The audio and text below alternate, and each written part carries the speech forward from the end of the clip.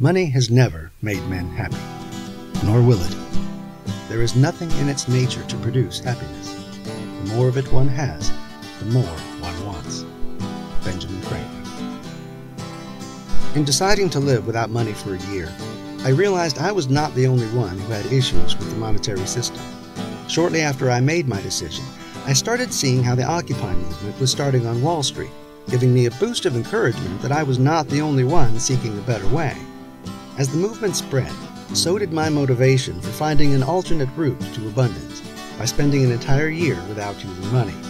In all honesty, I didn't really make it. Although I managed to carve out an incredibly abundant life outside of the direct current of capitalism, I did have one person give me a few gift cards for helping him with some labor on one of his properties, and during the last couple of weeks, I got a stipend to bring my art installation, The Labyrinth of the Unbroken Path, to the Artsland Festival in Bradenton, so I used it to get some equipment and incidentals.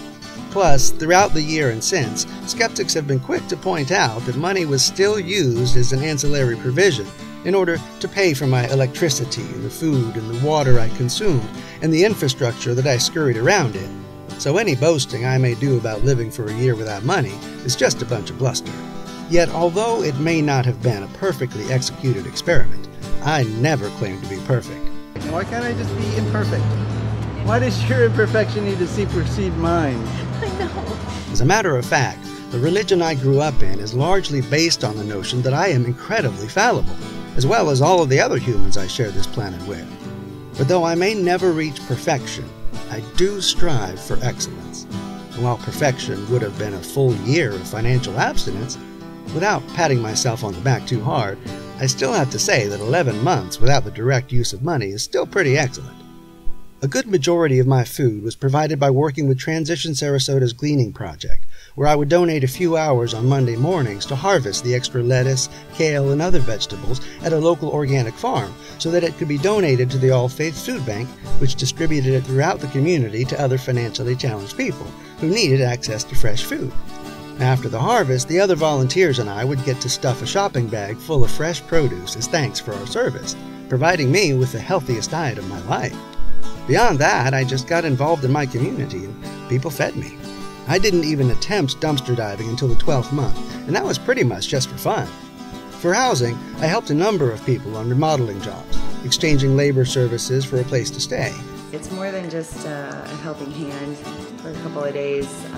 He makes you think about things, and that really benefits you, inside. Makes you feel good. Be a man. And there were a few nights when friends would let me sleep on their couches, and I spent a good amount of time caring for dogs and cats while their parents went out of town.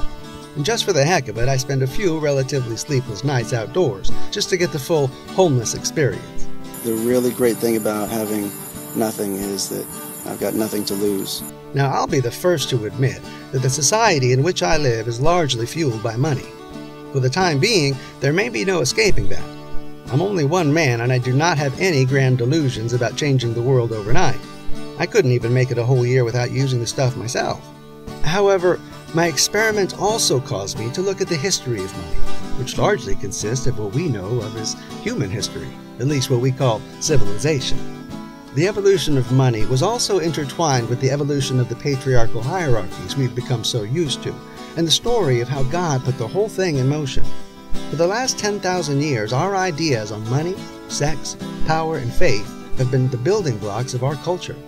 Although the civilization we've developed is far from perfect, if we can gain a better understanding of how we've reached this point, perhaps we have the chance to make it more excellent.